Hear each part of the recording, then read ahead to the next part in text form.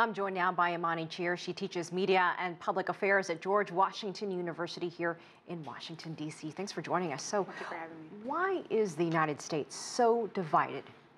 It's interesting. The United States has a history of division, and if we haven't had the opportunity to learn from our past and heal, there was a lot of talk after the election of Barack Obama in 2008 that we were entering a post-racial society, and there was a lot of hope.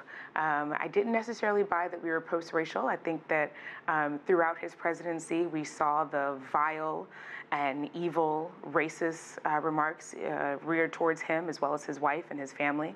And I think now we're seeing the manifestation of over 200 years of division. So it was always there. We're just, you know, things we're seeing now on television. For instance, the United States president now, Donald Trump, has been going back and forth just within the last few days about race and these protests. Today, he called for unity. What more can he do to unify the country? Well, first of all, he can be consistent. I think that's part of the problem. We see these conflicting statements. We understand that it's pretty clear when he's reading off of a teleprompter, we're going to get one side of Trump. And then when he's actually sort of speaking what I truly believe is from the heart, we see a completely different side of him. And that's the side that I believe is his true self. The one who believes that there are good protesters alongside white supremacists and Nazis. That to me is very, very disturbing. And I think it's disturbing for a lot of people, not only here in the United States, but globally. There's a concern to not completely condemn. There's no middle ground when it comes to white supremacy and neo-Nazis, and we've seen that throughout the world. And when you don't take a strong stance and you waver and you go back and forth, it sends a clear message, honestly, where his loyalty lies. I've talked to people in this town, a very liberal town, that are fearful and afraid for their children walking around the streets.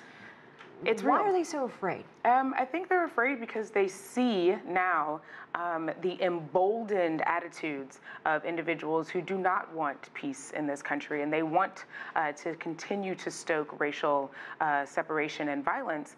And it's very disturbing for individuals who don't believe that, for people who would like to see their children, live in a peaceful, welcoming, harm-free environment. And the reality is that that's not where we are in this country right now. And it's very disturbing. I'm a mother. I have a 3-year-old.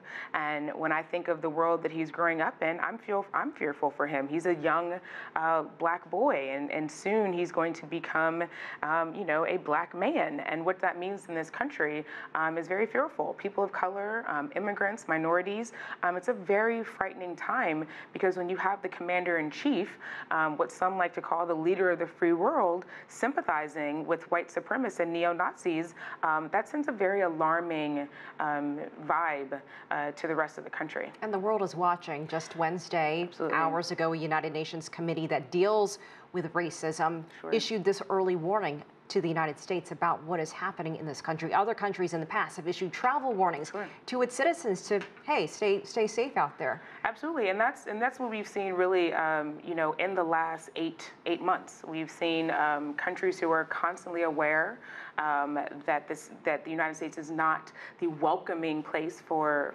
foreigners and immigrants as it was before.